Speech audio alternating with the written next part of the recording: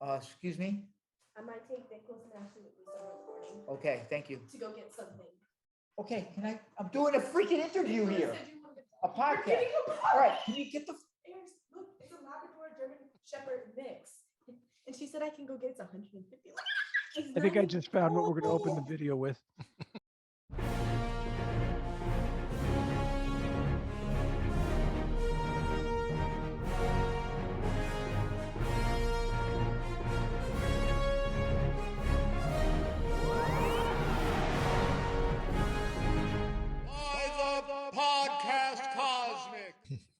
Welcome back, everybody, to the Podcast Cosmic episode 16. This is the Power Quad, as we are known by some of our fans, in the Multiverse of Madness. This week, we will be talking about, obviously, Doctor Strange in the Multiverse of Madness. We will be talking about the season finale, fingers crossed, of episode 6 of Moon Knight. We will be talking about the Obi-Wan Kenobi trailer that just dropped this week on May the 4th. I'm not going to say May the 4th be with you because that's Oh, a here we made-up holiday. go. Fucking Right. buzzkill guy of the fucking Yeah. sentence. Just shut the fuck up and let me finish. yourself. Let me finish the It's not the introduction. actual And lastly, we're going to talk about, unfortunately, horrible news that came out today. The incredible George Pérez passed away yesterday on Friday, May 6th. So we will be spending a little bit of time. It's unfortunately last week we lost Neil Adams. This week we lose George Pérez. Now with that, like and subscribe everybody down below. Follow us, and I'm going to go around the horn and let everybody introduce themselves. I'm Vlado, and next to me is. Get the flamethrower today. Christ. Silence. Mm-hmm. Our time supreme has arrived. It's Dumbolt. It's Dumbolt.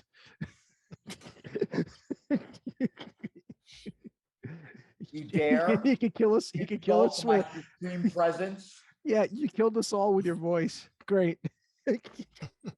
No, seriously, I don't know how you guys wanted to really open here, but I just want to talk about George Pérez. Do you mind if we open with this? Sure, we can. I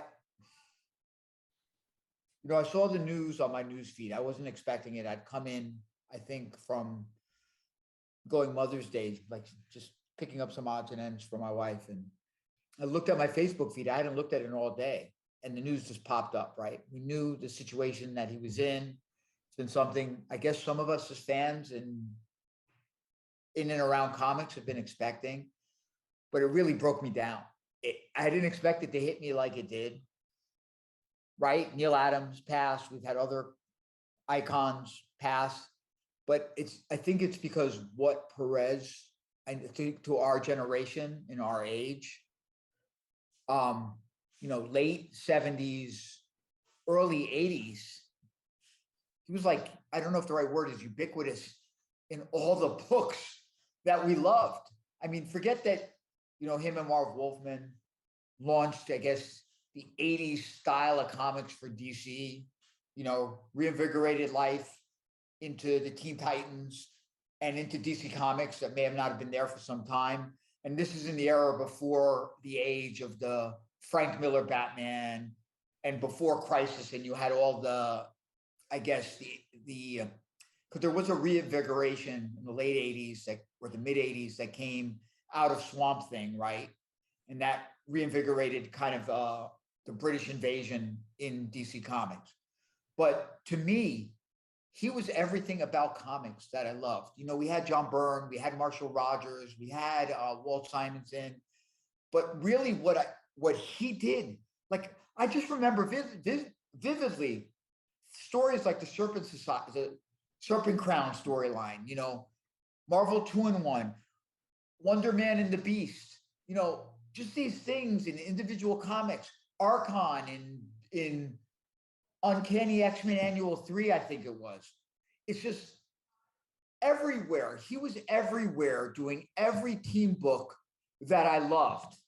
Squadron Supreme versus the Avengers, not Count Nefaria. I mean, you know what I mean? It's just this incredible stuff. And I loved it. I loved it. And then he did, to me, there was Justice League of America 200, which is my favorite comic book of all time. the best anniversary issue ever done, the epitome of putting every superhero that's ever been in a book in a comic book, touching on the origin. I mean, you had Jerry Conway there as well, just the perfect comic book. And then a couple of years later, DC decided to do Crisis on Infinite Earths. And I don't know what anybody thinks. It's my favorite storyline of all time. It's just a love letter to why I love comic books. It's every character in the universe on every page. Having every character gets a moment, and it's his art selling it all. It just hurts me to think that we lost such an icon. And you have everything he put on the page throughout 50 years in comics plus or whatever, giving us the best comics. Everything, every page he did, he never gave us a half-ass page in the history of his artwork, ever. And not only did he draw and put everything on the page, I've never seen an artist do better transitions in pages in my life. So he not only did he put everything, he designed his pages almost better than everybody. No one could get away with a 9-page panel comic page like George Pérez. And on top of this, he managed to have the best. I've never been to a con where I saw him where he wasn't smiling.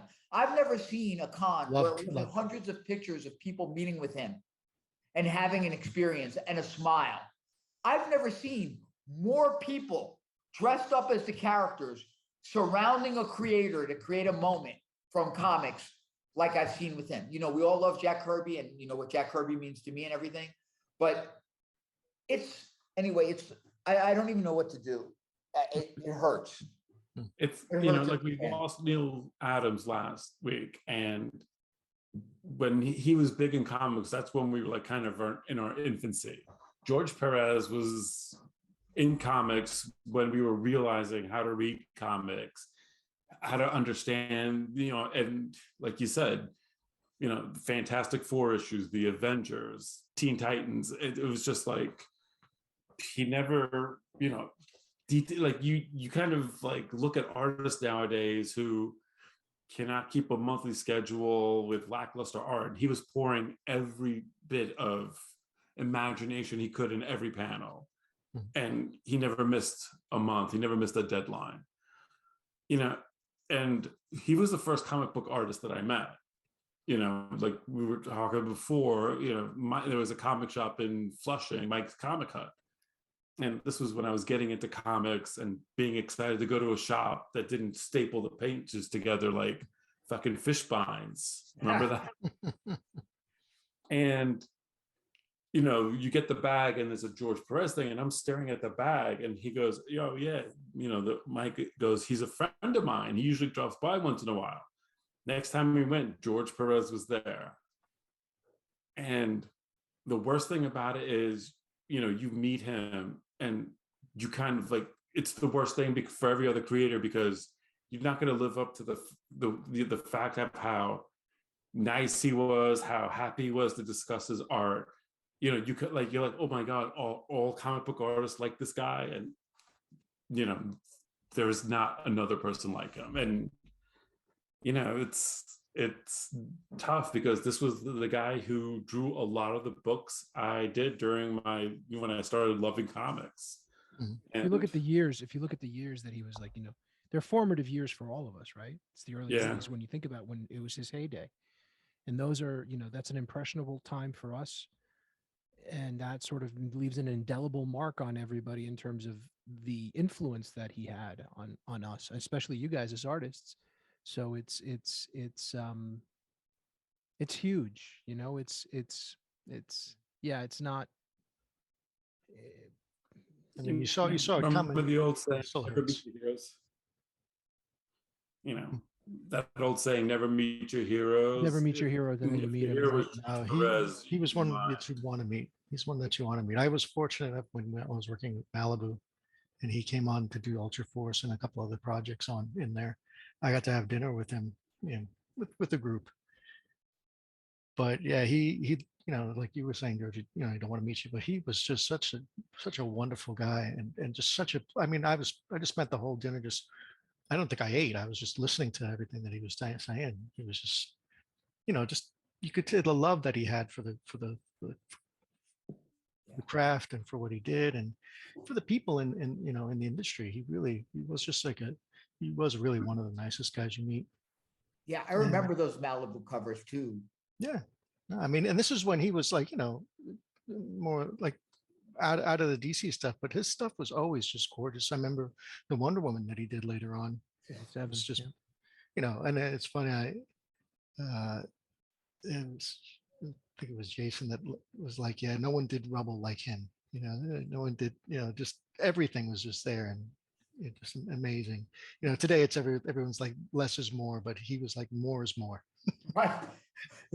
I think it's more with him was it right every time. It's like he made us love superheroes. Like he did superhero battles the way superhero battles were. It's like I remember just as a kid, just looking at his stuff.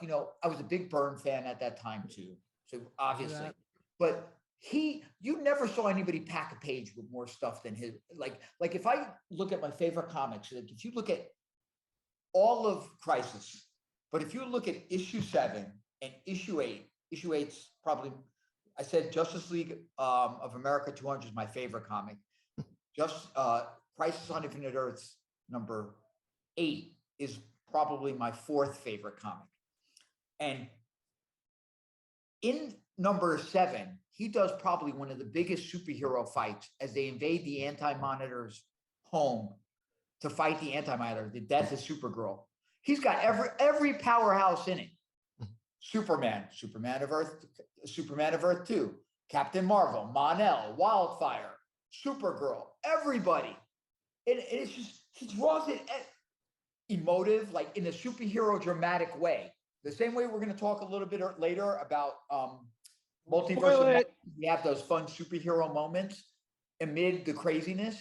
He did it so well. Like you feel the death of Supergirl in that issue, like, and as you know, with his Teen Titan stuff, all the stuff he did with Marv Wolfman, there's a lot of character stuff. Yeah, there's a lot. Yeah, absolutely. But then you get to issue number 8, and the Flash dies alone. That was such a powerful issue to me. And I think Jerry Ordway inked it. It was freaking beautiful beyond compare. Or might have been Joe Rubinstein. I'm sorry if I'm getting it wrong, but both of them on him were great. Freaking phenomenal issue. And I remember that issue. I loved it so much because he packed so much power in that death to me. I was like, that's how you do a superhero. Like when all my friends were talking about, and I'm sorry, I know we're talking about this for a long time. Just let me get this out. Issue number 7 being the penultimate, because you had all the heroes there, right? I was always talking about issue number 8 because it was so heartfelt. Like he's like, no, I'm not going to die. You're not going to do this. And he made the Flash a character I never liked, never care about. For an instant, the only character I ever cared about. Anyway, I don't want to go down. Don't forget Infinity Gauntlet. He also did. Oh my God! And those first 3 issues, because after the 3rd issue, I think Ron Lim took over. I think you're right. You're right. The last issue, but the first 3 issues. Beautiful. I still look at the first issue. If you look at that first issue, it is flawlessly beautiful. The art on that is so, and I think Joe Rubinstein inked that. I think so. Can we? And it's funny because I never read the Ron Lim issue. Yeah. I was like, George Pérez didn't draw it. I was like, I don't want any part of it. I just don't know how it ends. So when you think about it, though, isn't he probably in your books? Isn't he probably one of the most consistent artists that ever existed? Yeah. Oh, in terms of his output. And that's the thing. I think that's the thing. You kind of realize that you kind of get spoiled by the fact that you grew up with him, because every month there was a George Pérez issue. And it was like, you don't look at a pan and go, oh, it looks like he got skimmed. There's no. It's all meticulous and always consistent. And then you see somebody who does like 2 issues and they're gone, and it's just like, he set a really high bar, professionally and personally, for comic book artists, and it's and it's going to be difficult for anybody to kind of. Yeah. Even think about what he did for Wonder Woman, just really quickly. Wonder Woman always had great errors in the history, right? But the Wonder Woman we see today, even though the stories take a lot from different eras, you had a lot of really good artists who contributed. But without him going, let me write it, let me draw it, let me give you the Wonder Woman tied to the Greek mythos. Boom, that was a game changer for Wonder Woman. But the thing was, that was the only time she was really relevant in comics. You know, when he got his hands on her, other than when Phil Jimenez, who kind of sort of is like a protege of him art-wise at that time. You know, it's, you know, like you were mentioning Byrne before, and like, you know, like at that time they were like the two top artists. But like the one thing, as much as I loved Byrne, he kind of had a template for how his heroes looked, you know, like, and Perez kind of different body types for different heroes. And it wasn't like, you know, like this was just his shorthand for getting stuff done. He's, you know, like Byrne had a shorthand to keep up with the schedule. You never got that sense with George Pérez.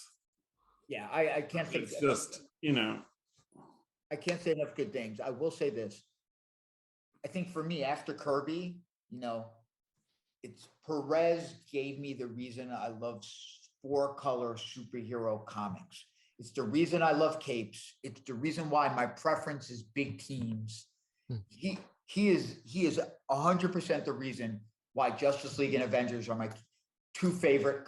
Like really, if you were to ask me, hey, what's your two favorite comics? I know I vacillate and I say things that are really like esoteric that only deep fans love, like All-Star Squadron or the Defenders, but it's really Avengers, Justice League.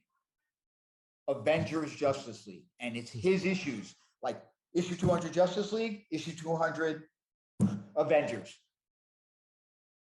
Boom. I just can't say it's, I'm so, I can't believe I cried today. I never thought I would cry over a comic book artist. Because he's not just that, obviously, to some of us, right? It's like losing your favorite musician, losing somebody who did something that was really wrote the poem of your life. Like there's something in him, like some music, some movies, in his art is part of the art that makes me who I am and what I love and the genres I love. He's 100% one of the three guys that in comics was that for me. And definitely the one who said, Artie, why do you love superheroes? And I know I'll say always, oh, Jack Kirby did everything. He created everything. And that's how I feel. But when I look at superheroes, if you say, hey, who should draw the Justice League versus the Avengers, guys? It wouldn't be Kirby. It wouldn't be John Byrne. It wouldn't be Michael Golden. It wouldn't be ever the hotshot is today. It wouldn't be anybody from Jim Lee to the guys like I love, like Dan Panosian, who I think is great, Dave Johnson, you know, Eric Canete, who I think is the most amazing artist of all time. None of those guys. It's George Pérez. Nobody else could have done it. Nobody. All right. And with that, we're going to switch over to rest in peace. We're going to let you, rest in peace. We're going to let you, Artie, start. The most important thing, not about Multiverse of Madness. I don't care about your review of Multiverse of Madness. I want to know your experience checking into the movie theater. I want to know what you ordered. Flawless. I want to know what you ordered. Did you choke on any of your food? No. Did you have manservants feeding you while the movie was going on? I want to know quickly. I didn't realize, like I just went up to the podium and did this, and the woman gave me my tickets. Then did you shit yourself out of fear, thinking something was going to happen? Well, I did. I told my wife as we were walking up, I was like, I really hope I want us to get there early because I don't want anything to happen. I know something's going to go wrong. You got there for the early bird special, right? Just in case we got there pretty flawless. I probably did they give you your free bag of popcorn in a Depends diaper? Yes, they gave me the Depends diaper. I might have had it because I think I was the only one who yelled during the previews. Yeah. Because you were in the special section, right? They had you in, so tell us about the seats. So what was it like? Just a booth. It was a booth. And when did you order your food? Oh, we didn't order. We just got it and brought it. Because what did you get? What did you get? So you sat and you stuffed your face during pizza, boneless wings, mozzarella sticks, a couple of ices. Nice. Water. Some dipping dots while you were at it too.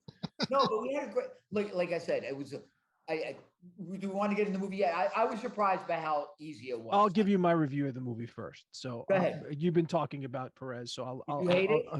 huh? No, I loved it. I loved it. I loved it. I've seen it twice, and that's how much I loved it. So it's a Sam Raimi film through and through. No questions about it. Beautifully done.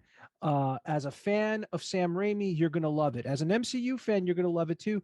I enjoyed the characterization. I was expecting a bigger film. Obviously, it's a much more esoteric film, as you said. It's really about Stephen, and it's really about Wanda, and to a lesser degree, it's about America. But it's really about Stephen, primarily Stephen's journey as George. Right. Thank you. It's a kinetic movie. What I mean by that is it's like it picks up the ground. There is no lull. It's like boom, boom, boom. To some extent, even my daughter, who's not a huge MCU fan, was like, wow, this is really a fast-paced movie. You know, she didn't dislike it. She was like, wow, this is really fast-paced. How much it really, at the end of the day, I mean, the Illuminati cameos were great. Unfortunately, the brutality of their goodbyes 10 minutes after they first appear is pretty off-putting when you think about it, how jarring it is. You want to talk about Disney dark. This movie is Disney dark. It's fucking dark as shit. I mean, it's a horror movie, and Wanda, like, to your, it's brutal, and I wouldn't say serious. It's brutal and vicious. Vicious. I mean, there is a line when she says, first of all, the way she appears over Camertage is like, and I know you and I spoke about this. The whole episode, the whole movie reminded me of the what if issue of What If Phoenix Survived. And it was basically that. And I remember the brutality of that issue when she fucking offs the X-Men at the end of that and then kills everybody and then blows up the world.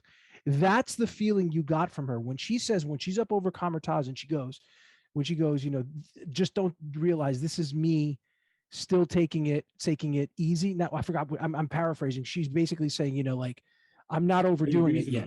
Be reasonable. Thank you. Which is she is because so he fucking told great. her to be reasonable, right? He tells her to be reasonable. She's not. Well, she also says earlier, like, why, the demons were my way of being reasonable, because if she came after, and then you see it, it's like Michael Myers, Jason Voorhees, relentless assault, and it's just fucking. It is beyond anything. No, that's a good word for it, relentless, because relentless. 3/4 of the movie. Well, it's relentless. No. And here's the thing. There's no like, there's a twist in the second act, and all of a sudden that's when you realize she's a villain. She's the villain at the end of the first scene that she appears in. Yep. She's like, I'm coming. That's it. It's a ruse from the beginning. It's a ruse. She is the villain from the beginning. She's the villain from the beginning of the movie. And that's where, from what I'm hearing, people are kind of off put, because casual fans of the character, fans of Wanda Vision feel like, wait a second, what the fuck are you doing here? She's a hero. Guys, the last scene of Wanda Vision, she's corrupted by the Darkhold. She's already gone. There's no changing over. There's no changing over. She's done. She's already gone. She's gone at the end of WandaVision. Yeah. So, and I mean, and then for anybody who, unfortunately, I knew this almost a year ago. It had been sort of alluded to that she's the villain of the piece, and nobody wanted to say anything. And I thought Marvel did a great job about that. The scenes I got to point out are obviously, they're all about Raimi. If you're an Evil Dead fan, there are so many Easter eggs in terms of Evil Dead. Bruce Campbell as pizza. What was it? Papa Pizza? Pizza Papa beating himself up. That's, he might as well have been Ash beating himself up, right? Every POV shot, Gargantos's POV shot for the eye, when she goes dream walking and you see her in Wanda's house, and she's behind the staircase. And I got to tell you guys, the scene when she's dragged to the window, she sees her reflection in the window, and she gets possessed, and she kind of turns and she looks right at the camera, looks at us. Yeah, at the camera. That was really awesome. Great. That was so well done. And the scene in the tunnel, which I've talked about, Holy fuck, what a scene. And even before that, I'm sorry, I'm gushing right now. But the when she comes out of the reflections in Camertage and she Oh, comes that out was like something amazing. out of the ring, fucking, I mean, she's frightening. She's No, she is fucking But frightening. she's also frightening in her very deliberate. I'm telling you what I'm going to Oh, do. I'm telling you what I'm There doing. wasn't a single-mindedness to But her. without raising her voice. Like, Without raising her voice. And then what mouth? Like what mouth? Holy fuck. I mean, that was just like, are you kidding me? That entire scene was like, that was like Friday the 13th. Everything that happened in that scene was Friday. When she takes out Captain Carter, all that's fan service. John Krasinski as Reed was fucking gold. And I've said it to you guys earlier. The fact they they show better have locked him in. They better lock him in. locked him in. The sad thing is that I don't think you're going to get Patrick Stewart as Xavier again. You don't need him again. But that was a true representation of comic book animated series version of Xavier. And I'm not talking about the yellow hover green suit. in the green suit. I'm talking about the brain waves. The fucking brain waves that came off, boom, the bubbles that came off when he gives him when he Very gives subtle him though, but nice. but very subtle, but it's the truest representation of what you would see. That's the His power. visualization of Professor X. And then when he That's does what the this, MCU when he does gets this, right when he does every this, time. when he does this, that's Mhm. fucking Professor. That's you in the fucking wheelchair. You. Yeah, you. Yes, that's you. So I thought, I'm sorry, I'm gushing about this. Now it's not like it's a small movie. It's not, and if you're going into it thinking it's going to be, which I did, thinking it got was caught going to up. be No Way Home level, but Marvel, fully Marvel going, hold my beer, this is what we're going to do. You're going to be a little bit let down. I love the relationship of everything that he has to do. It's like there's that constant thing, that nexus event that happens in every universe for Steven, which is he doesn't get Christine. Right. And it goes back to, here's the thing where there's a little bit of a drawback to the movie for some people who have not been steeped in WandaVision and who've not watched Loki and who have not watched What If. There's a lot of pre-existing lore that's been set up in those that pay off in this, because you understand more about everything he goes through, that the Supreme Strange went through, all these Stranges go through, about what the relationship with Christine is. Because you remember, everything that happens in What If is all about him trying to get Christine back. But it's one of those things. I think they do a good job of establishing how much Christine means to him without, like, the wedding. Him going to the wedding, right, was, and they kind of build up to the fact that, and like even when what's his face, Dr. West, the Nicodemus, yeah. I lost my cats. You don't get the girl, it was just like, it was important. And, even Wong going, you went to the wedding? You went to the wedding. I love the relationship between him and Wong. I thought it was really great. It's really works well. This is how much Christine means to them. So if you missed out on that What If, it kind of just catches you up to speed on that. It catches you up, but I like that it pays off on Wanda. It kind of flips a little bit what you think about Wanda, because Wanda, guys, anytime you go back to WandaVision, you watch it, it's like she's fucking controlling people. Yeah. Regardless of her grief, she's controlling people. And, and she does have that speech in the movie where it's like, you gave up the time stone. Right. Oh, right. And the whole thing. And, I'm the villain. Yeah. And then then again, she does it, and it kind of plays off again at the end, where he does the dream walking. And she's like, you're a hypocrite. She's like, oh, look at you. I love what she calls him. She goes hypocrite. It's definitely, and there's no ifs, ands, or buts about it. This is building to Secret Wars. Absolutely. The minute that, because I remember you were saying incursions, but incursions is the big thing. I think it's definitely going there. It'll probably take a while to get there, because you still need Kang to kind of do more damage before it gets, but it's going there, right? It's definitely going there. I think you're right, Artie. Krasinski's got to be signed up for it. He's got to be. I'm not sure about. I want to see, as you could tell by Marvel, they like to fake you out, whether it's trailers, whether it's build-ups and stuff like that. I hope Krasinski's not like a Ralph Boner moment. Phase 4, like they were with the Infinity Gauntlets.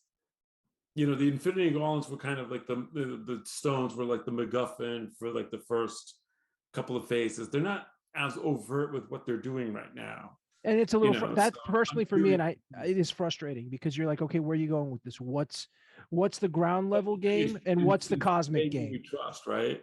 At this Right. point. Well, you hope, because I mean, again, it's, and once we finish talking about this and we talk over about Moon Knight, but going back to this, it's like, I don't think we're getting a payoff to this movie until Ant-Man. So I think we have 2 more movies in between.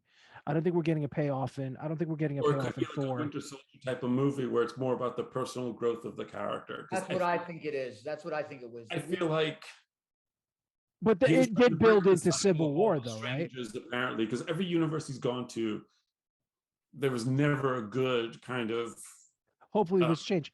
But the thing about the reputation eye, for Strange. but No, then but I again, think that's the fine. thing with the eye, okay, so let's talk about this for a second, because there's a slight inconsistency for me at the end, because they go really quickly into him being, you see the corruption, right? The last scene, right?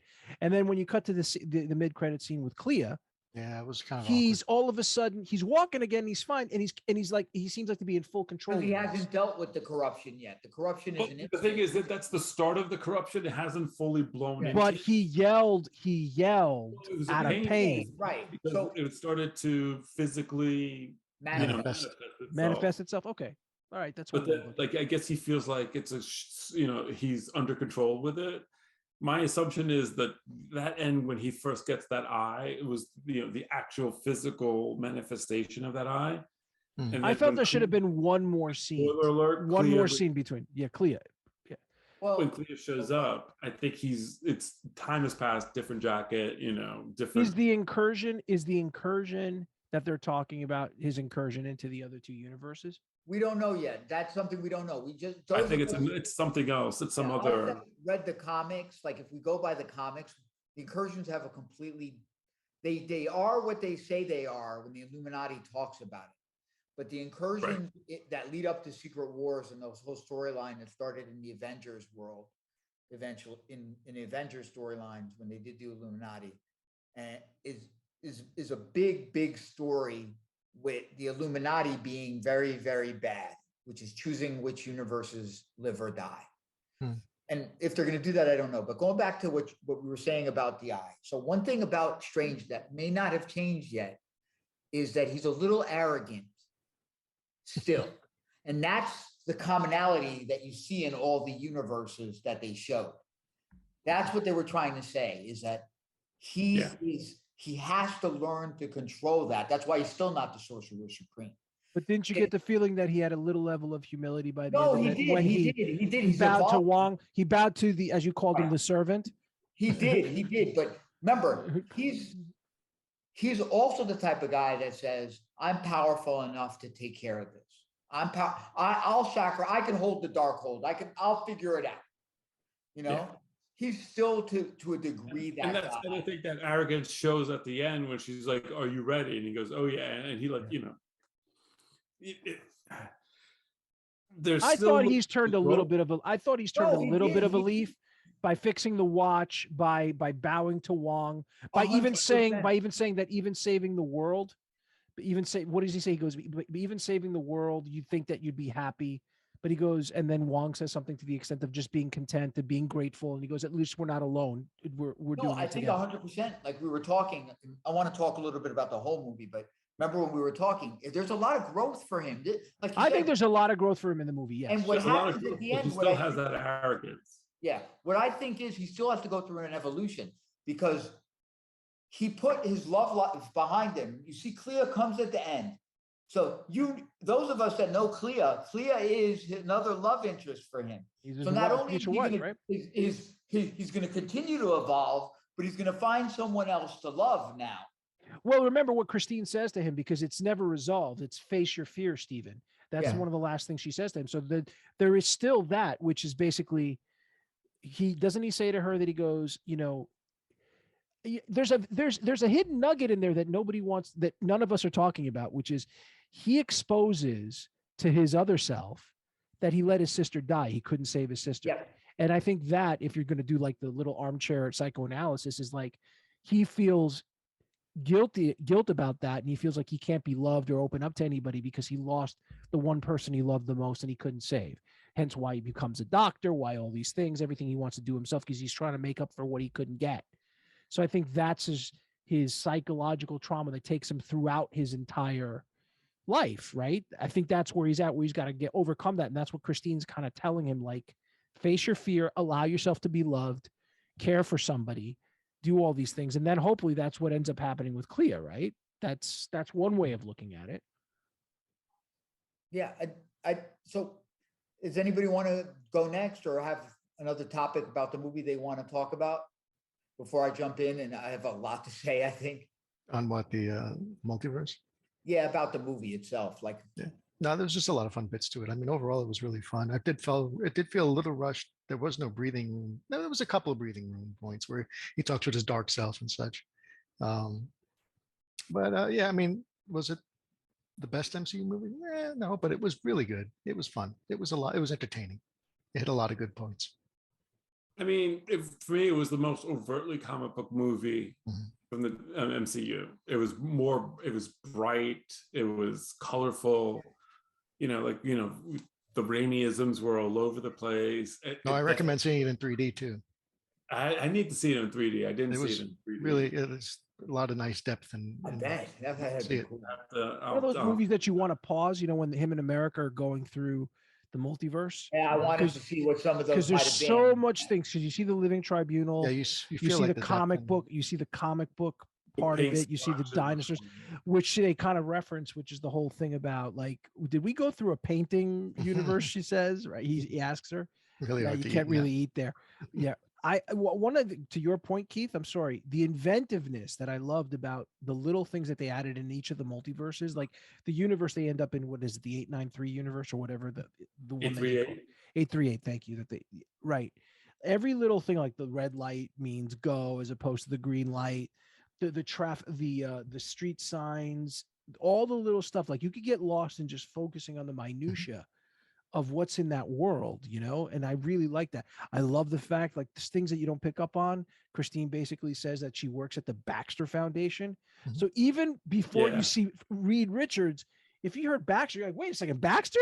Wait, hold up. What? Like all these little things that you don't pick up on. I'm sorry. Memory lane. Well, the Scarlet Witch exists in that universe too. Well, yeah, and there is that whole thing that like she was more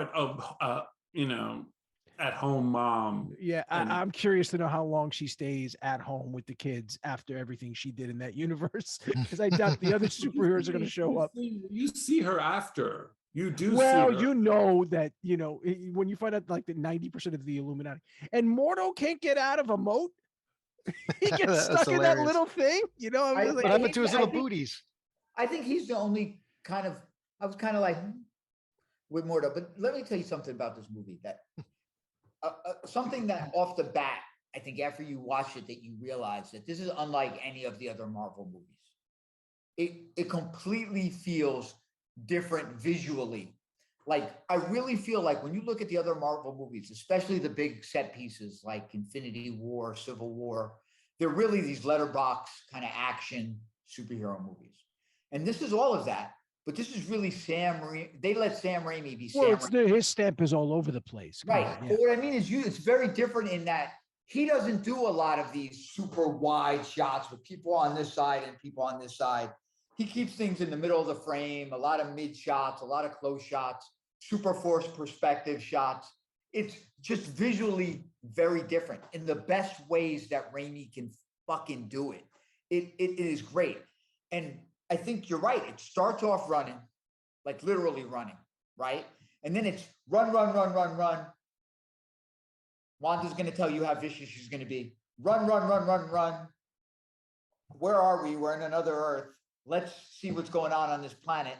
And that's the middle that I think, Keith, you're talking about. To me, that's the real part where it stops for a second, where Wanda is trying to infiltrate that universe. And you see Wanda's little machinations, and then you see the Illuminati trying to deal with Strange, and you get a pause there because there's not a lot of action for like that 10 minutes to 15 minutes. It's sort of switching between the two parts. It's her setting up That's setting amazing. up at Wandagore, right? And all that then stuff it's going on. back to literally run, run, run, run, run, run, run, run, run. Run, run, run, run, run, run, run. And But you know, it's funny because watching it twice, I got to tell you something. When you realize, you know, it's called Multiverse of Madness, and you're expecting things to be all over the place. There's really ideally three set pieces when you think about it. Really, I mean, four. You have the battle at the beginning of the movie. You have Camertage. You have Illuminati, and you have Wandagore at the end.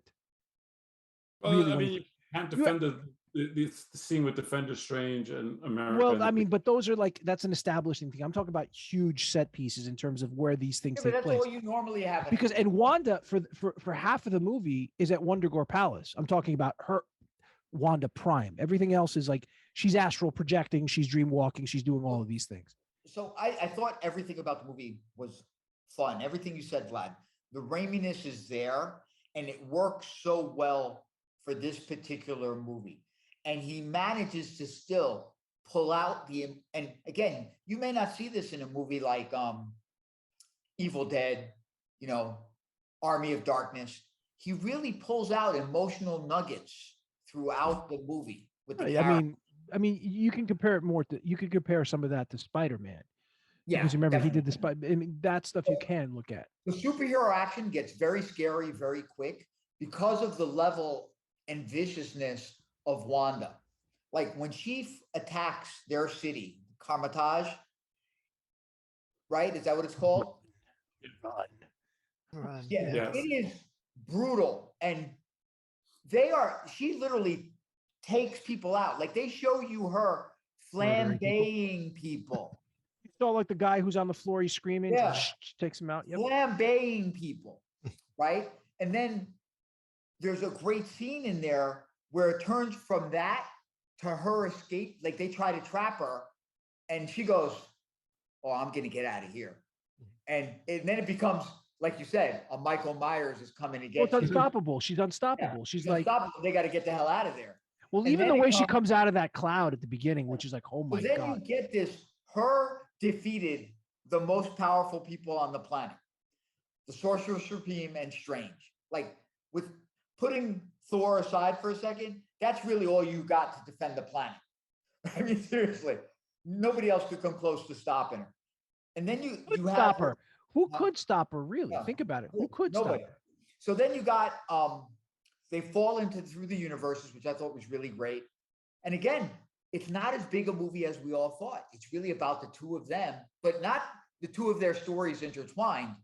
Her coming to realization with whatever she had to come to realizations with Wanda, and Strange coming to have realizations. And all of this is just in between.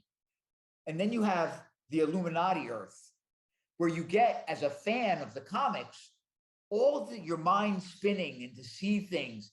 And when you hear about this is Earth 616 or 83, whatever, that's from the comics. So you, as a deep, like, comic book fan, are being rewarded while you're getting this great fucking action, fun movie with humor and love for the characters in there.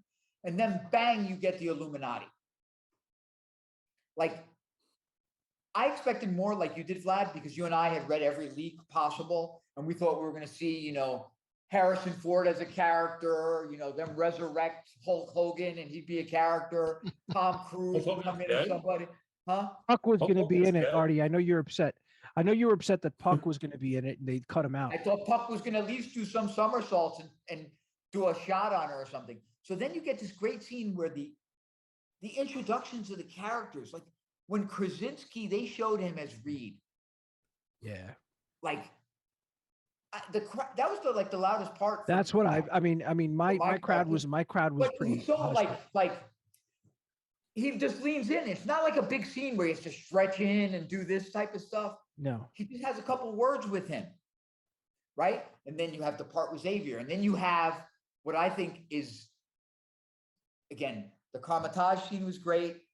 When she lands in the Illuminati fucking fortress, from the time she lands and how she brutalizes the Illuminati, right?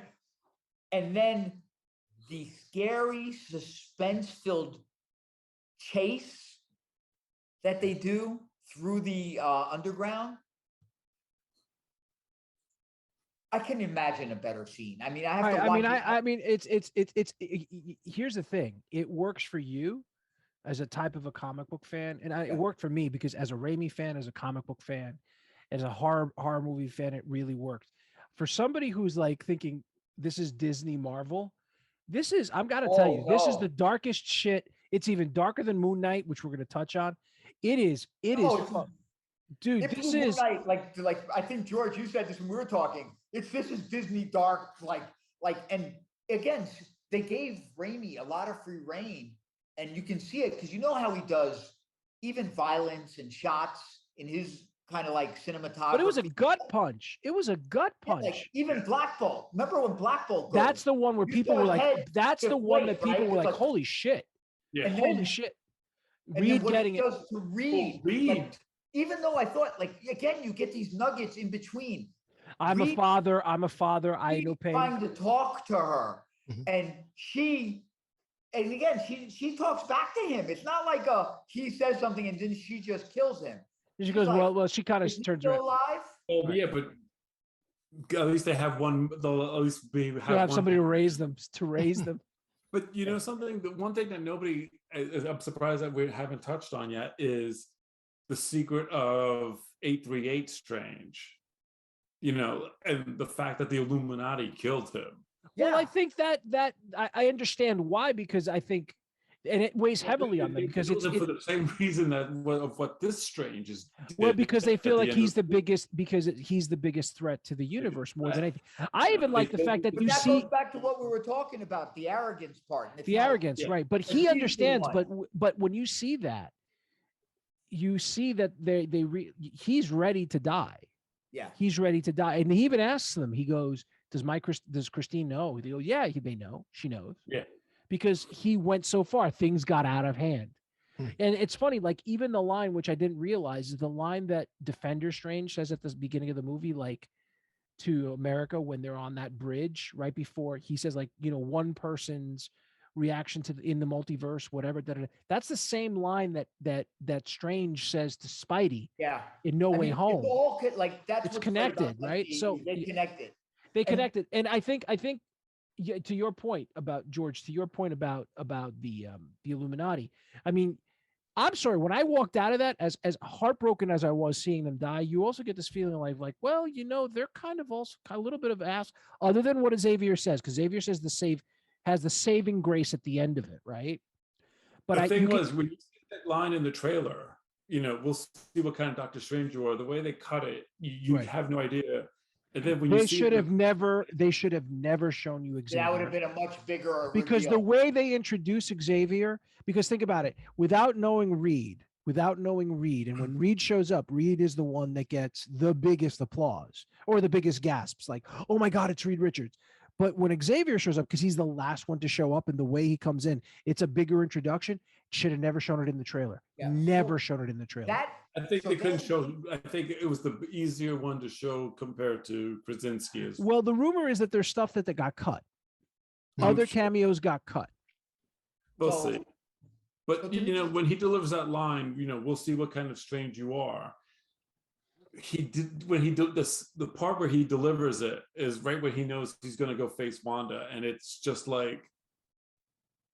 Well, does he say it there, or does he say no? He goes, because I believe that people stumble, and I trust you, my friend, or something. And it's actually very empowering and encouraging. And Steven says thank you, and it's sort of the last acknowledgement between the two of them. And then Mordo doesn't give a fuck. And Mordo's a fucking punk bitch, just yelling. But then you get the scene where she defeats the Illuminati, which try to stop defeats her. is an understatement.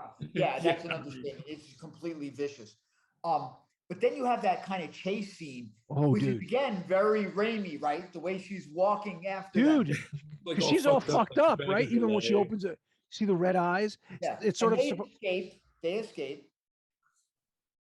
Then you get this great. Again, you get a scene where Strange figures out what he has to do. He has to go get the Darkhold, right? That's the only. Well, no, don't forget the biggest MacGuffin of the whole movie is the Book of Vishanti. It ends up being it's the biggest MacGuffin of the movie. Yeah. So he goes to that other world Pick it up quickly. and like Keith was saying, you have that great scene with the dark Strange. And that whole I love scene, the musical fight. yeah. I thought that was ingenious. I thought Yeah, that was that was a lot so of well fun. done. I heard people didn't like that. I'm like, That how was can you fun. not like it? It was fucking great. And then you have Raimi. They just said, Raimi, well, what do you want to do at the end of this movie?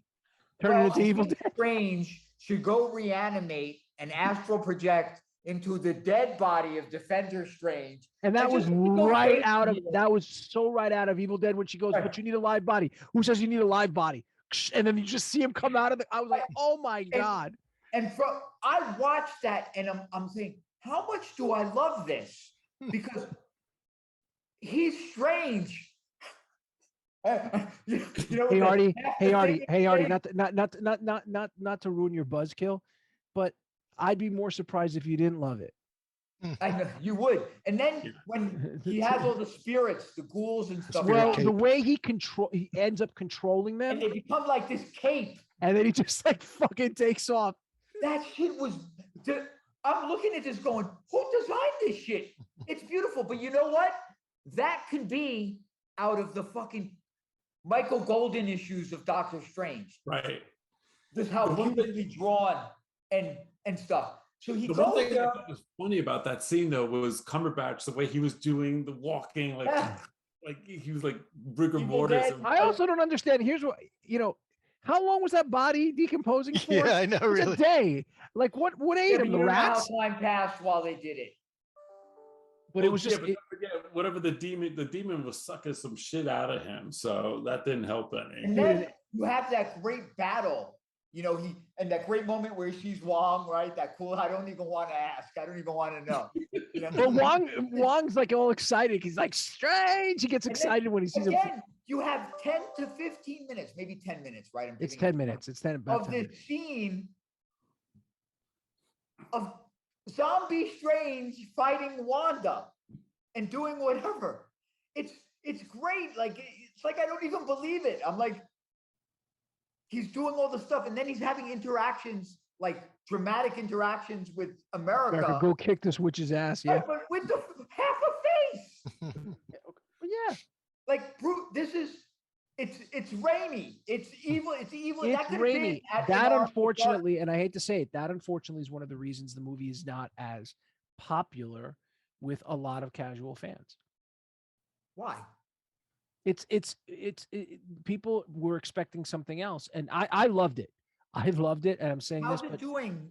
Well, anyway, so I loved it. I it's loved doing well. It's the eighth It's just biggest that people opening. like they're disappointed that Wanda's the villain. Is the Wanda's the main- villain. The cinema score, which is basically people's reaction, not critics, is a B plus, which is not good for an MCU movie. I'm not talking about Mobius and Venom. I'm talking about MCEU Right. movie. It's a B plus. Oh, most of MCU movies get A's, other But than like the one thing is like after that fight with Zombie Strange and Wanda, it kind of ends on an emotional gut punch right. where America goes, I'm going to give you what she wants, and she teleports her. She sends her back to the multiverse where she kind of dream walked that Wanda, and you see that Wanda, the physical effects of being Well, taken she's over, beat up, right? and then She's the beat kids' up. reaction. Yep. And then the kids' reactions to it, and it kind of you sit there and you're like, "Fuck." Yep. Yeah, Again, great emotional stuff here. Can I Characters- just nitpick about they're one thing? powerful. Can I nitpick about one thing, which is why is Wanda's so obsessed with her kids? What about Vision? You know what I well, mean? Vision's out there. Well, her vision. You don't No. know Know what I that there's a vision in that other But the universe. thing was, I think How at could the end she learned to let go of the pain of Vision, but the dark hole kind of corrupted her about the kids. Because she just remember in the end of WandaVision, she's going through the book and she's hearing the kids screaming. Right. I'm just wondering, like, you have like Vision played a huge part in WandaVision, and not having Vision in those other universes as part of that whole nuclear family. Thus, him dying has to be part of. Maybe it's part of It's it. like a- Well, with the grieving. Well, what was that great line that he said, which is grieving is just love enduring. Mhm. I guess her love, because she generated those kids in her state that she was in, and it's a continuation of that. It doesn't matter. It's the kids are fine. It's just like it's a little bit of an omission of like there's no well, she does mention Vision at the beginning. She goes, Vision I had thought his it was theories. fantastic and a wild ride. I think that if I were to, so again, it wasn't the movie I expected, right? Remember, I'm going into this thinking, oh my God, there's going to be. And didn't I tell you to Galactus temper? is gonna be there, and the X-Men are going to come in, and she's going to fight Dark Phoenix, and somehow she's going to beat the Phoenix Force. Like I thought, crazy stuff. I was going into a place where you always go to that place. I mean, You always go to the place. Not a surprise. You always go to the place. It's the same thing between you not being able to check in your ticket. It's you go to that extreme as if you're going to this. I would recommend this movie to anybody. You'd recommend it to a child, to somebody taking a 5-year-old kid? What? Oh yeah, I forgot. Why You would not? see horror movies. You would see Dawn of the Dead when you were 10, and you didn't care. We're not the same as the way the kids are now. These kids are raised in a bubble. I'm sure he got a participation trophy when he went home after crying. Well, who was it? No, Keith was telling. Keith, didn't you? No, who did I read about? Somebody was telling me. I read somebody said like somebody got up and walked out right after somebody died or something happened. They were like, "Oh, I'm I gone." just told you. Oh, Gargantos. Gargant was it Gargantos? Was that the one you were telling me? George was saying. Lost the eye. Like the couple took their kid and left. I hope they get hit by a car. It was like, What?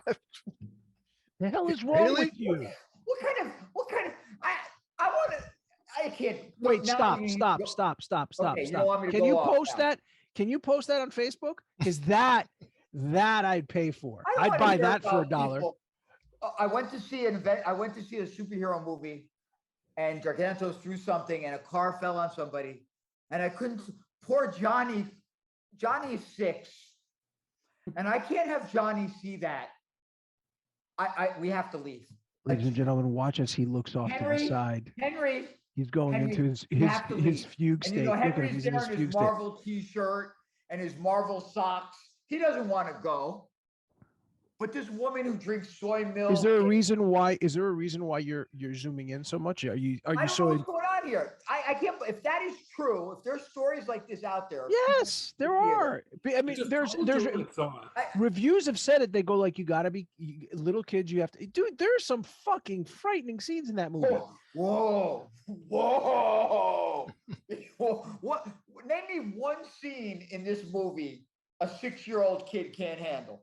Captain Carter getting sliced in half. I saw Reed getting his Exorcist head blown when I off. was 6. And look I how you watched turned out. movies I with rest my Rosemary's case. Baby. I rest my case. Look at you now.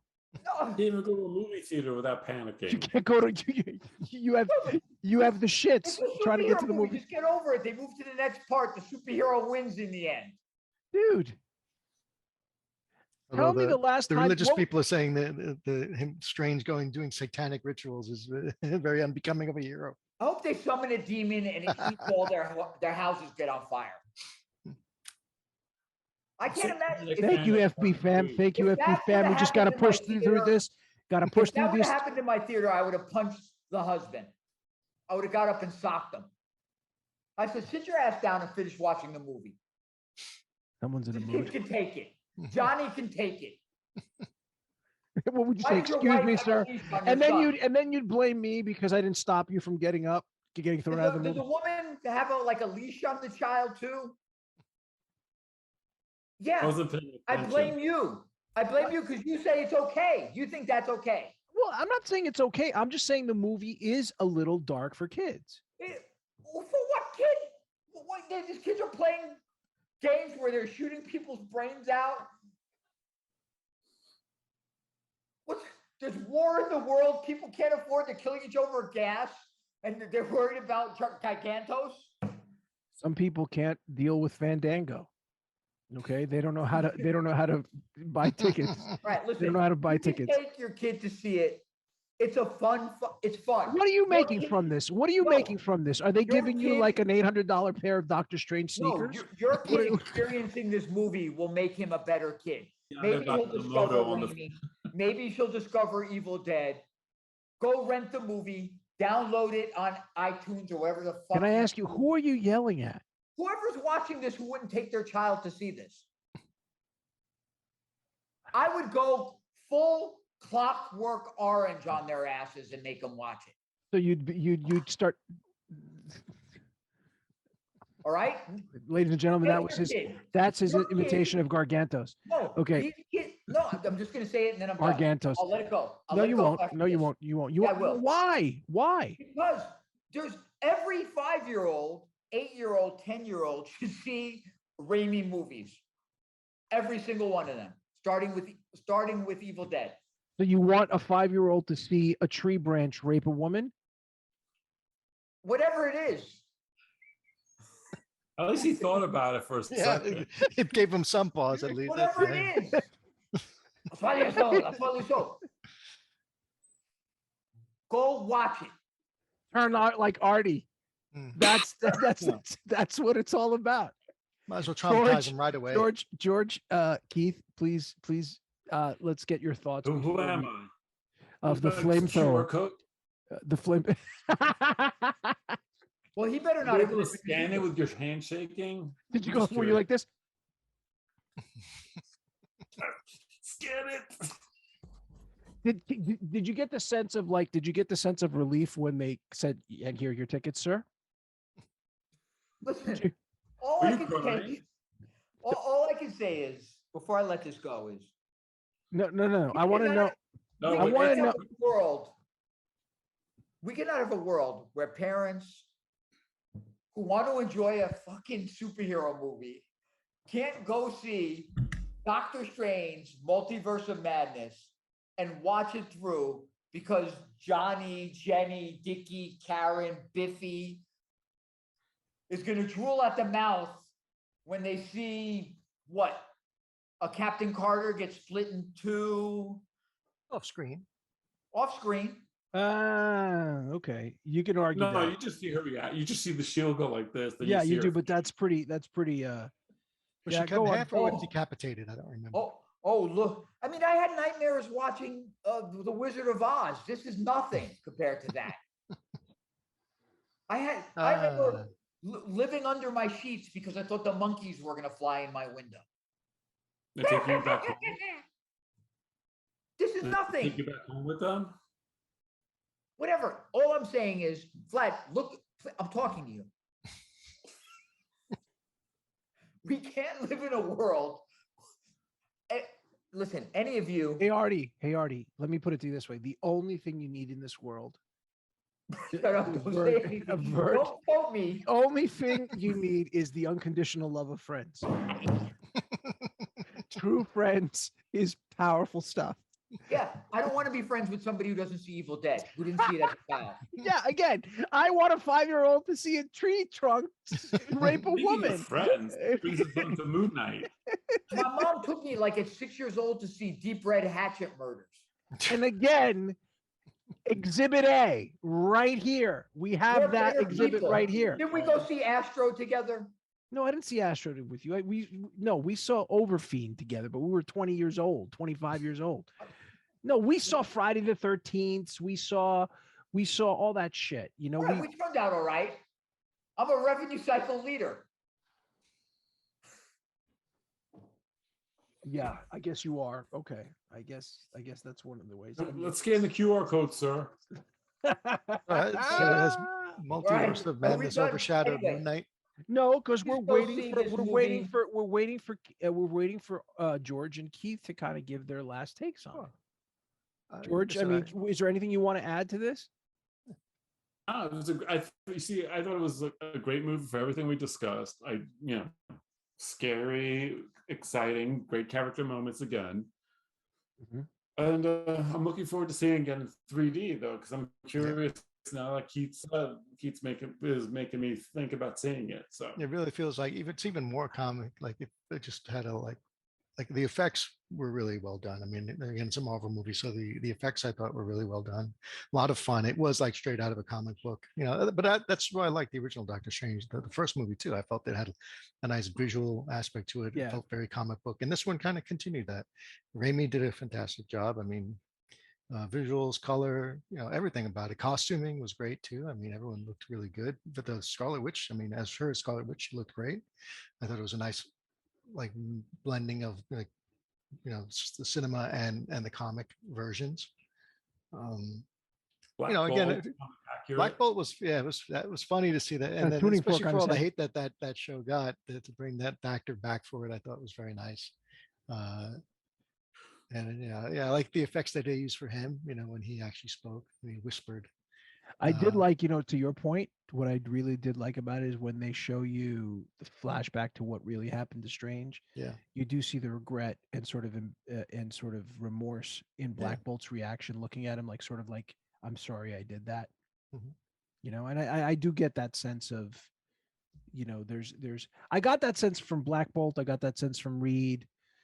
From Xavier. I didn't get it. I mean, Captain Carter to Carter. some degree. I thought the Captain Marvel was a little Captain Marvel was really sort of like, I don't trust you, whatever, that's what it is. No, she's always kind of like that. The Marvel character with that military-ish background and Yeah. just like, you were And gonna. Mordo, I think Strange figured him out pretty quickly.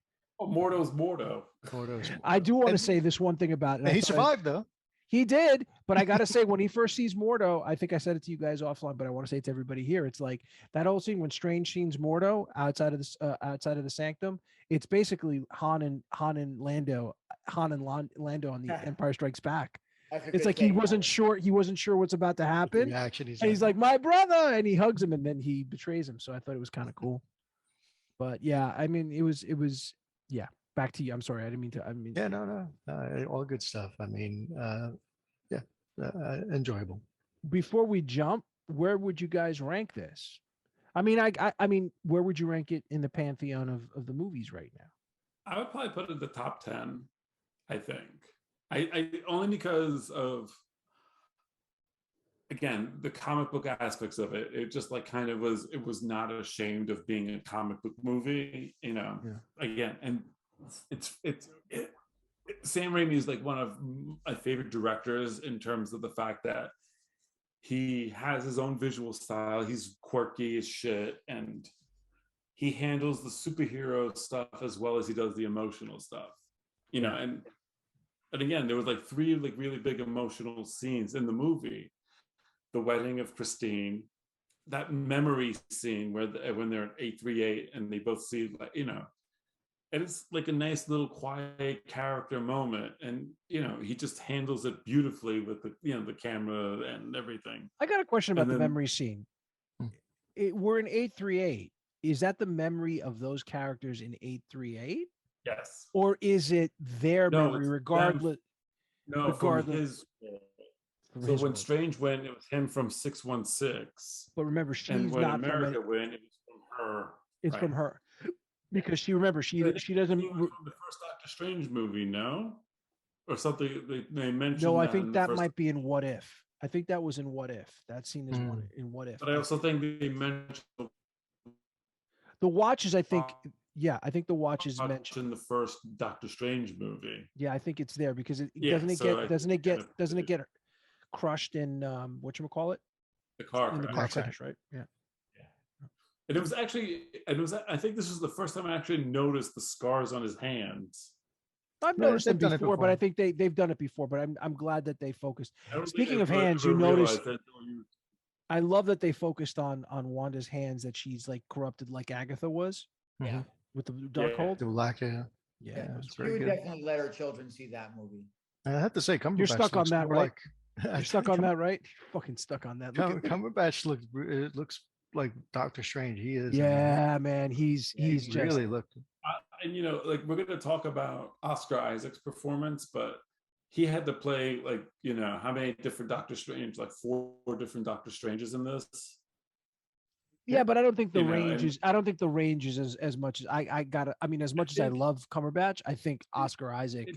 It's a different range, but it's kind of each character was kind of imbued differently physically, and just like the way the characterization was, I thought he kind of did a little bit of a different, like especially like with Evil Strange. He's chomping at the bit. He wants to say something. What do you want to say? No, I don't want to say anything. I don't know if I need to talk to parents directly if they want to. Oh, God. Let's talk about Moon Knight. Okay, everybody, let's go over to Moon Knight. Somewhere now at 40 minutes, please. So please, does anybody want to take Moon Knight? George, you want to take lead? Yeah, no, I mean, I like it was like I thought it was going to be. It felt rushed, but like Artie and George were saying, everything it was just get to Harrow, stop Harrow. I like that it ended the way it ended with Jake Lockley. I thought that was really fun.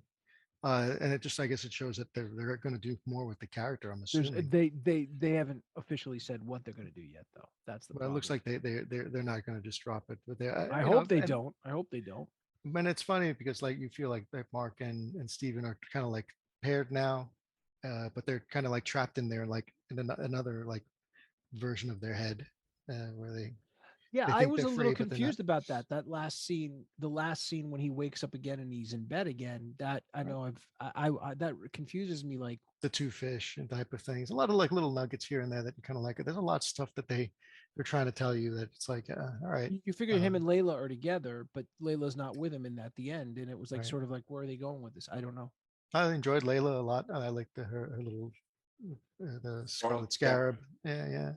She looked good. Her little superhero moment was fun. I loved it. And you know, it was. I mean, overall, it was. And the big, of course, I can't say the big battle kaiju fight.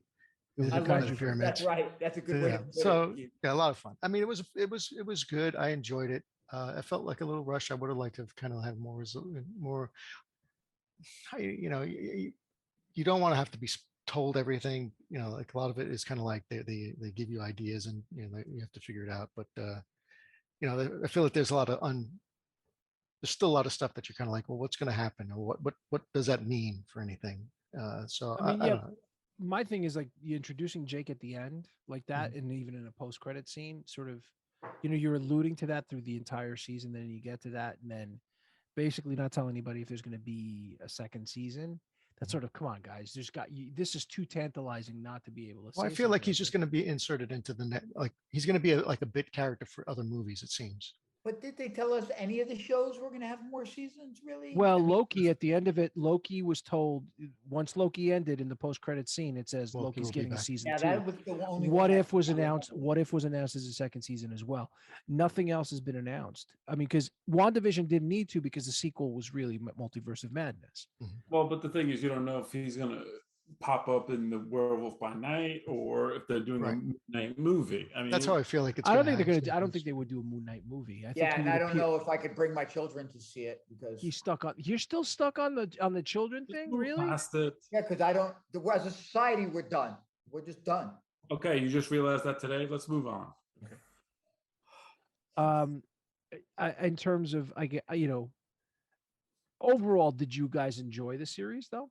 I did. I thought it was a lot of fun. I don't maybe I don't feel like the end was rushed. I just think that the only thing that you kind of were going to wonder is, was he going to get his power back? And they kind of showed, like, I guess they kind of flashed back a little bit to where Layla was, plotting to kill Harrow, and that's when Tarawet kind of passed the message along. So then, when they ended up where they were, she kind of freed Khonshu, and that led to everything else that went on. So I don't feel like it was rushed. I think they're leaving questions as little tidbits to pick up. I do have a question for you guys. I do have one, which is basically, there was that whole illusion that Khonshu wanted Layla to be his avatar, right? Right. Now with the revelation that Jake is sort of, Khonshu already has Mark. He already has him. Mark is his avatar, even if it's Jake. So I don't understand. I don't understand how that gets squared, because It doesn't need to. It was a threat. it was a always- threat. It was a threat, but it was a empty lie. threat. It was an It's a empty lie. threat because he already has Jake. I mean, he already has Right. Mark. So it was basically just trying to Yeah, keep him under control. Thing Gotcha. was, Mark, I think Mark took the deal because he was dying at the Right. desert. And he was under the impression that as long as he did this, that was going to be the end of it. And Khonshu was just playing with Mark about that.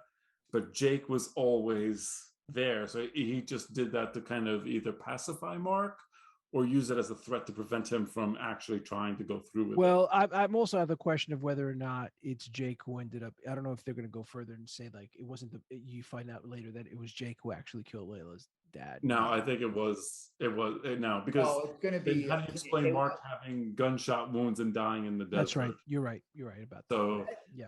I think and I kind of enjoyed the little superhero battle at the end that they did, and then Well, I like that they were splitting between personalities, Mr. Knight and Moon Knight. Yeah. and then the fact that at the end he had his little disassociative thing, and then he gets up and like everyone's like just fucking destroyed. So to you, does it work or not work? Like for me, it worked, but I feel like we were gypped a little not seeing it. Like it I think that was part of the I point. get it. I didn't feel gypped. I understand. I thought it was risky for them to do it. I personally enjoyed it.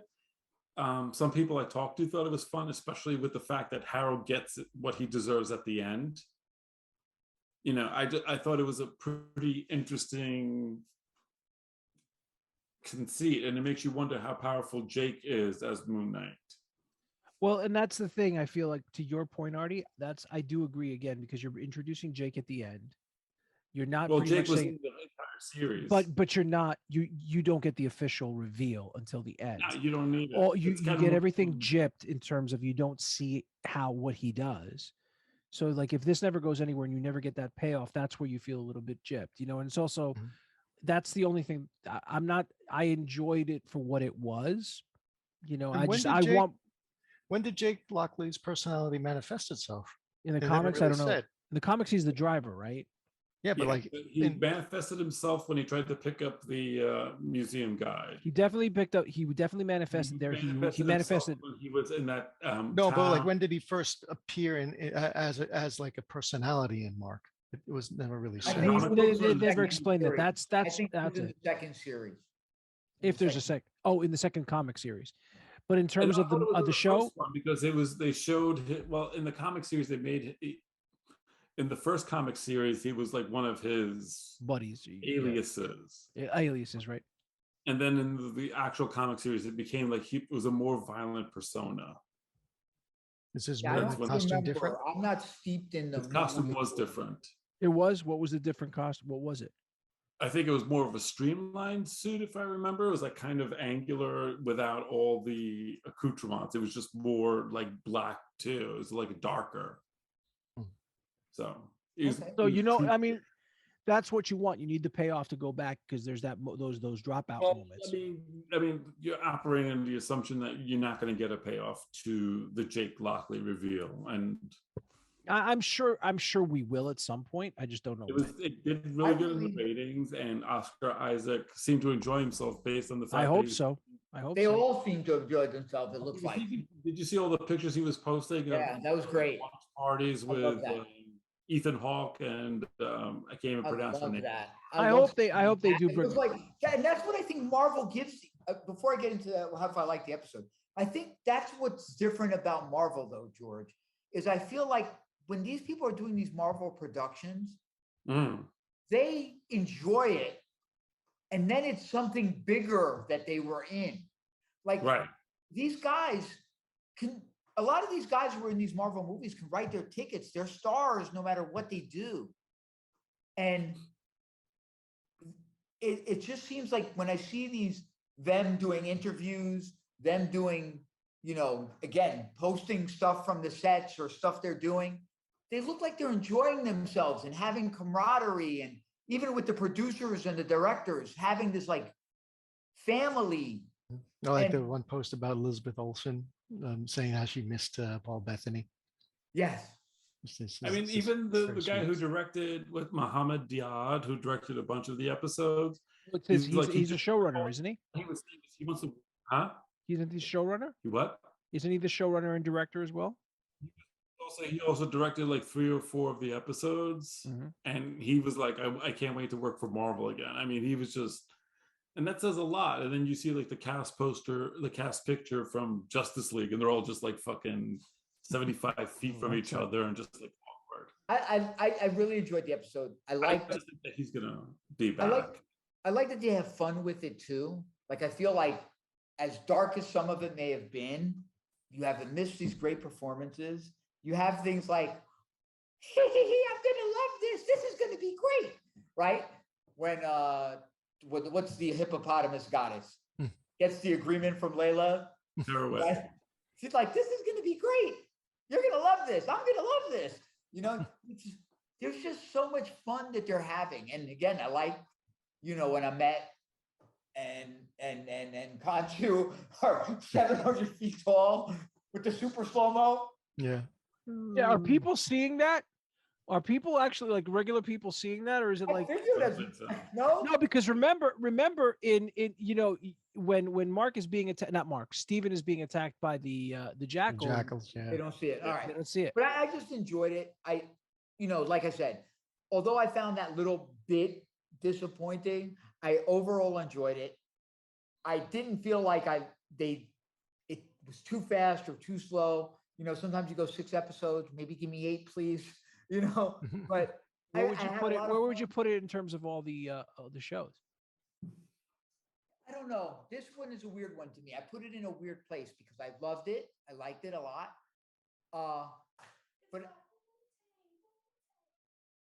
But I don't know if I liked it as much as I liked, you know, you guys know I like Captain America quite a bit. So I really enjoyed it. I loved it. I love this series, but I don't know, because I'm so tied to some of the other characters a lot more. I like some of the other series. So it's not my favorite, but it's probably in my, how many series are there? 8 now? No, 5 or I think 5. WandaVision? Let's go through 'em. WandaVision, Loki. No, WandaVision, Falcon and Winter Soldier, Loki, What If, Hawkeye, and now whatchamacallit, Moon Knight. I don't know. This has got to be 4 or 5 or something for me. What's your least favorite? I don't know. I love them all. That's a hard That's a one. fanboy. That's a fanboy dilemma. That's the isn't it? fanboy in me. Just give me fucking more. Give me Yeah, what as was long as I can Marvel? show them to my kids, right? She-Hulk's going to be the Trigger. one that sucks. Trigger. What? She-Hulk's going to be the one that's going to disappoint me. I can tell. Miss Marvel's next, though. She-Hulk's but not coming to. That looks like it's fun. Okay. That one does look I fun. didn't even see anything about She-Hulk. She-Hulk, I Yeah. think. Just from that one picture of her. Yeah, I mean, just again, I know it's going to be great, but it's going to be my least favorite. It's gonna be funny. If Hercules is in it, it's going to be the best of all time. Daredevil's in it. Yeah, but That's he's right, not. Greek. lawyer. He's not Greek. He's not- No, but I think they're going to do I more. forgot I think about like George, let them figure out what they want to do as far as storyline, and let it come when it comes. They have to, I think, touch on more. I think at the end of it, he's not with Layla, right? So that's Is there another. gonna be like a doll that you're gonna show people where they touched them on? You got to touch on more. Where on this doll did the show creators touch Mark Spector? Is that what they're gonna do? What else were we going to touch on? Listen, Speaking of touching, I know we probably got another subject here. You guys want to talk about the Obi-Wan Kenobi Oh, trailer? you know what it is? We're not done yet. Take it easy. Well, Why do you want to get up? Why? What do you? It's what do you have to do? I don't have to do anything. I can. You have to go walk a dog. No, these people, these kids. These people. Who is these people? Who are you calling these people? his family. They want me to give money for a dog. Yes, Just I'll get a pay- dog from the listen, ASPCA. Listen, I'm paying the $150 for the dog. I need money for the crate and the dog bed. She said. Just put the dog in the back of the fucking car. She said She said we're gonna need a crate and stuff for the house. Like We're not a bougie family. Okay, and she said she's providing the food. This for is the gold. crate. We're This is normal fucking Give me people. gold. $100 so I can get the stuff. Can I just give you $100? So I can get the stuff. That's not like I'm using I it have for. no money. I'm not using it for a wig. Well, can I give you $100 if I have no money? Can you talk to me? I'm talking to my friends here. We're having a podcast. We have You guys. we have one viewer maybe. Who was the designer? Who's the designer? Say hi. Come here. No, I look like rough. Oh. Hey, Jazz. Hey. No. How you Really? doing? You see my daughter. She's got what is that on your head? Cheetah print bonnet. A bonnet? Can you get the fuck out of here? Can I show you my daughter? Can you get the fuck out of here? Well, And then you're you- going off for a half a fucking hour on parents bringing kids to movie theaters.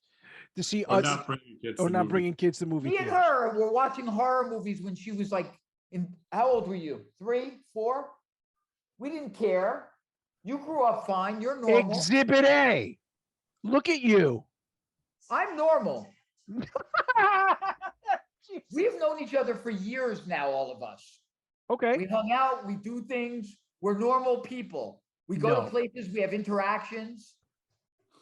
No. All right, not just the pandemic, but we used to do normal things, right? What normal things? Walking Like go around the out. Like, street we while didn't- you we throw a didn't go to the boomerang movies into all- traffic? What? I Yeah. mean, what? It's just we're normal people, well-adjusted, thoughtful, caring individuals. But we're also, we know that these things don't matter, like rated R, rated X. You might, wind up on Pornhub. As long or as you talk something. to your children. Yeah, just talk to your kids. Tell them this is okay, this is not okay. Talk to them or scream at them. I don't yell at them too much. I don't yell at you because you won't shut up. Get out of here. I mean, It's only a matter of time before Nick and Ashley and Ashley come down and you start yelling at them, you right? know what Ashley called me today? What? She said, Dad, you're kind of like a midget. Ladies and gentlemen, those views do not reflect the views of the She called podcast me. Cosmic. Why did she call you that? I'm short. Okay. I'm not short. I'm normal sized. No, you're just vertically challenged. I'm Look at not you, like, short. but he's the I'm comfortable- not short.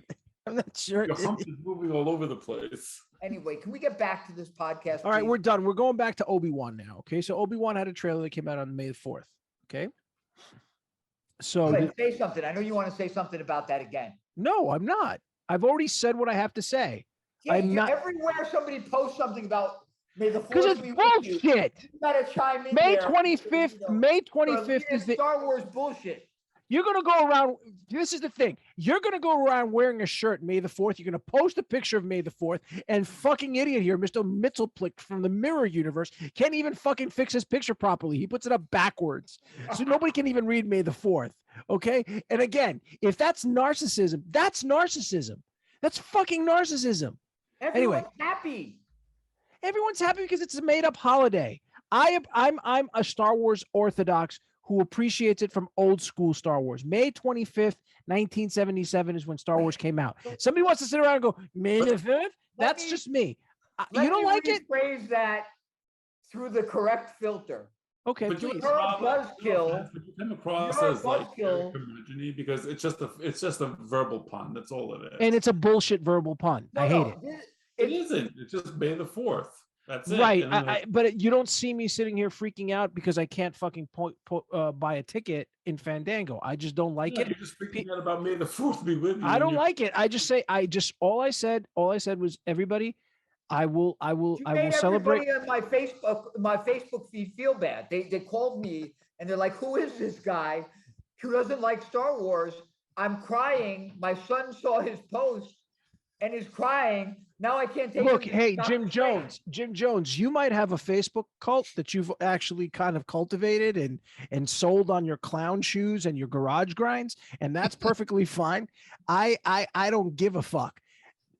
But all I'm saying is it's not for me. The same way that you could sit here and I'm saying it on the podcast as I would say it on Facebook. Unlike some people who are going to say that they love people on one place and turn around and say they hate people on another place. Disingenuous. Well, that's hyperbole. But that's just- I love everybody. I don't really hate people. George, George, please take this one because I can't. No, I don't want to talk about it. I'm done. All right. I don't- Obi-Wan Kenobi, everybody loves it. I'm asking you, what did you guys think of it? Well, the latest trailer was pretty slick. It made was it look nice. like it'd be It was- interesting. Story it had story. They gave you a hint about the story. Am I that excited about it? No, but will I It's- watch it? Yeah, probably. I mean, I guess the best way to put it is it's a Disney Star Wars thing. So I'm just kind of like, Fanfic. I'm you sorry. know, I'm just right now. There's only 2 Star Wars things I'm really interested in is Mandalorian and Ahsoka. That's it. anything else, I'm just kind of like, we'll see. I keep my expectations low, and hopefully, maybe it'll be more. I'm looking forward to Ewan McGregor as Obi-Wan. I am. I believe if I take that sort of encapsulated, I think Ewan McGregor is going to knock it out of the park as Obi-Wan. His acting is going to be great. I think his character development hopefully will be great. I do hope that whatever they do with Hayden Christensen as Vader kind of redeems him in terms of like what happened in the prequels. We'll see about that. My biggest problem, and I will tell you this, and is I am resigned, since we've talked about this multiple times, that Vader and Obi-Wan will meet. They will meet. Okay. That canon will change. So whatever they're going to do about it, I have to sort of live with that. My concern is that there's certain things that could happen that could. I don't care about the meeting. It's going to happen. It's a fait accompli. It's going to happen. I just think that how it's executed, I'm concerned about. Those are my concerns. Is like, is the story Vader, not flashbacks? Oh no, they're going to meet. That's, guys, just get that out of your head. There is no way you're doing this and they're not going to meet. Right. They're going to fucking meet. They're going to meet. They're going to meet, and they're going to fight. They're going to make this. They're going to make this. They're going to show you, oh, you've never seen. Trust me, they're going for it. And but I've also heard that there's other things. Some of the secondary characters play a bigger role to this general story, which I'm sort of like, really, you're doing that? Mm-hmm. And I think that's going to pulling a Halo. Well, things can legitimately. Oh God! One episode. Like, it could be just the Inquisitors they're talking about. You know, I am talking about the Inquisitors, and some of the storylines for the Inquisitors actually are going to play a bigger role in the Star Wars. I think it's fine. I'd rather, if they're the big bad in the series and Vader just lurks in the background, I'll be happy. Vader's the big bad. Well, but you know what I mean. Like, if Vader's like the big bad and controlling the machinations, and they're the ones out there most of the time. Vader and Obi-Wan are going to meet, and probably more than one. Well, yeah, no, I understand that, but I'm just saying, if the main thrust of it is the Inquisitors, and that, I'll be fine with that. If it's Vader's in my face every episode, then it's I don't think it's that. I think he's definitely going to be there. I think there's definitely, I think people are latching on to, it's not just the lines that he says in Star Wars in A New Hope. It's also sort of, there's certain lines in Jedi when he meets up with Luke, when Luke surrenders to him, and he goes, Obi-Wan once thought as you do. Mm-hmm. Obi-Wan once thought as you do, blah, blah, blah, blah, blah. The last time that him and Obi-Wan fought, it's not that. Even Obi-Wan, when Obi-Wan says to him, he's more machine now than man, twisted and evil. If you go by that, it's like, when did he see Vader face to face to know that he was a machine, right? Mm-hmm. So people are taking that and saying, oh, well, there you go. But again, my concern is just, that's just me. I think it could be exciting. He called him Darth, and Darth is not his first fucking. Well, there you go. I just think that I'm over the retcon part of it. I think it's like, I'll enjoy it for what it is, and then we'll go from there. My Star Wars is past. I'll take this for what it is. I'm not invested in it the way that I'm invested in the MCU right now. I hate to say it, and it's like, this is coming from a diehard 77 fan. So, yeah, and the guy you can't say "May the Fourth be with you" to. Right. I will not say that. I will not say. God, you are a fucking grouch. If I'm a grouch, I'm the one who's trying to enjoy myself. No. What does this have to do with May the 4th? Fool? What does this have to do? Time out. You're a grouch. Keith is a grouch. You are. Yeah. So you're a grouch. Wait. But this dude is a fucking douchebag and a half below me. So, I'll deal with the grouch than the fucking disingenuous douchebag there. Okay? Wow. There's a lot of love going around this Mother's Day weekend. I know, right? All I said was I loved Multiverse of Madness. Artie, what have you hated? What have you hated? I hated whoever that fucking guy was and his wife that walked out with Biffy and Billy out of the movie theater because Gigantos, I don't know, threw a rock at somebody and hit a pedestrian or something. Got his eye pulled out.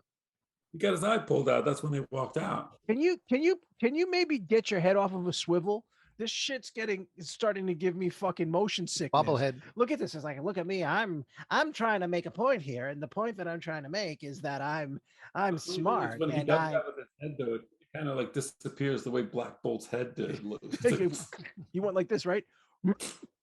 Look, I'm kind of in the Vlad camp on this one, in that I think we're all in the Vlad camp on this one.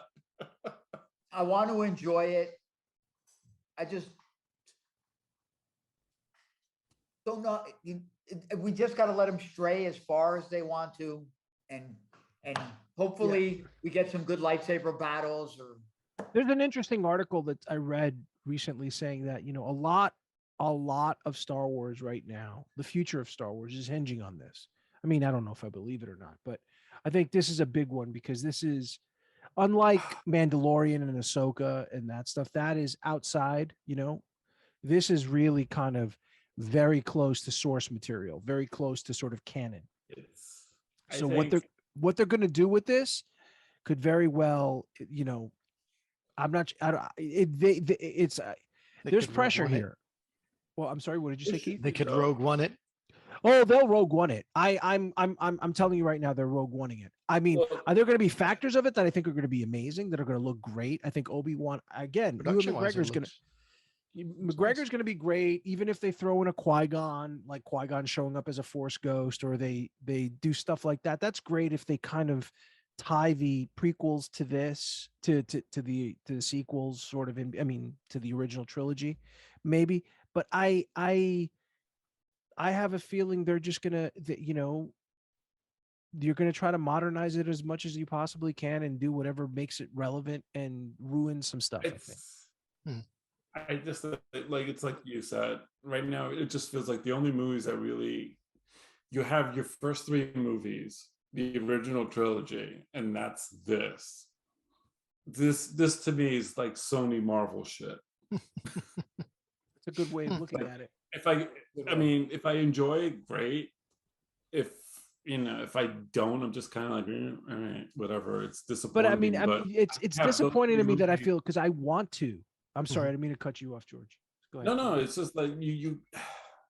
I have no faith in them. Yeah, and I just feel that it's painful for me because, you know, Star Wars is my first love. It's my first true love. And Artie, I think the one post that you put, or it wasn't even a post, it was a reply to somebody that you put about what you said about Star Wars, about being a meal, you know, all that thing about being a good meal that was enjoyed. Now it's like it's turned into a chain. It's not a theme around it. You know, I think that is Where'd exactly. you copy and paste that from? it was a variety response. It was a top fan response. And that's sort of, somebody else wrote that. I wrote it. You can't believe I wrote it? Look at George. No. I did. I thought about it because of what he said.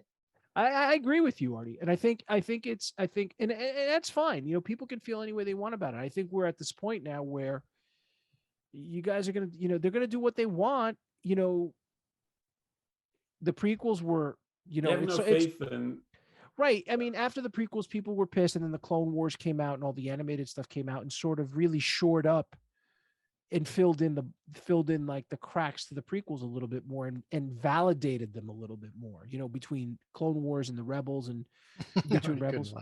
You can't watch. I know. I mean, it's like, okay, it's like Artie, play Elden Ring. No, it's more. I think what you're saying is like exactly how I feel when you see my reviews on something like, you know, the death of the Justice League number 75. I mean, it's the same thing. We're really talking about the same thing. It's like, what is this new, I don't know, new generation or whatever? What are they even producing now?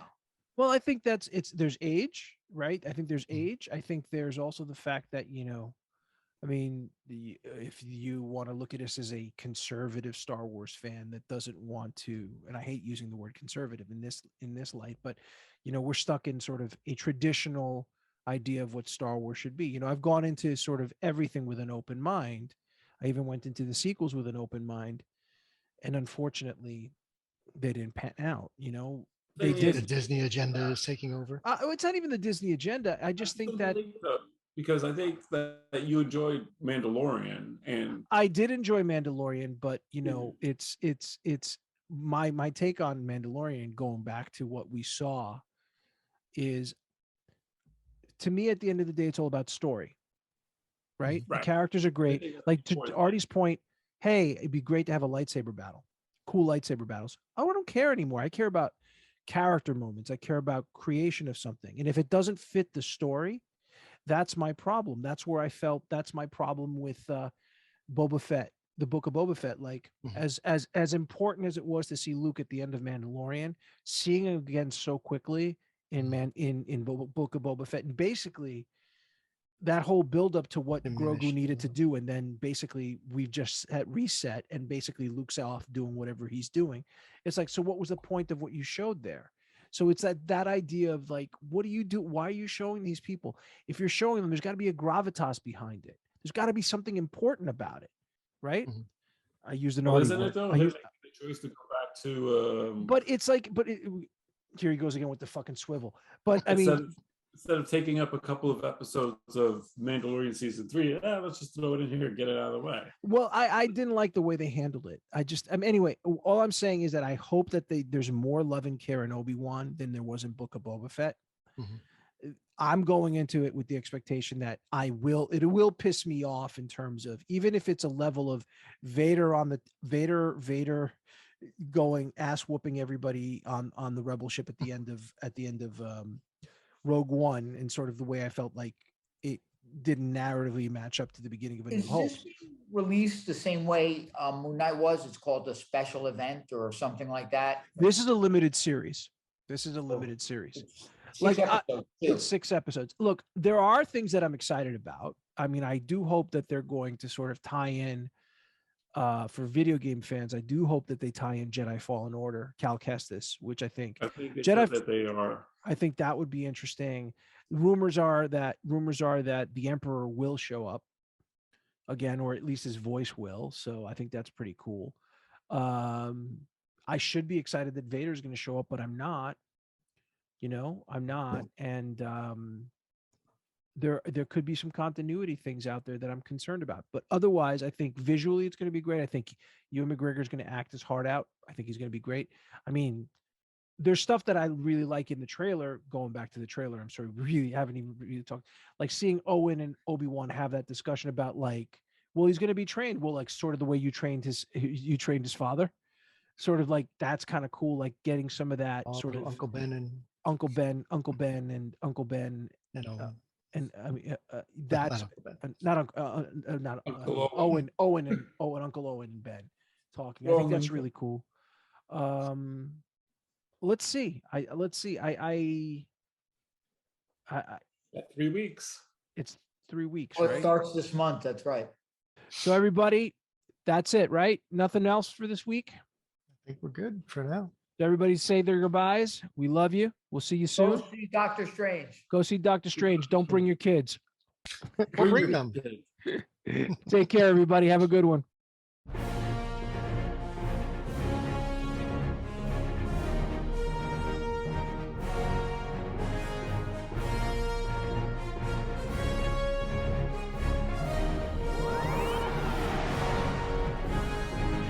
By the podcast.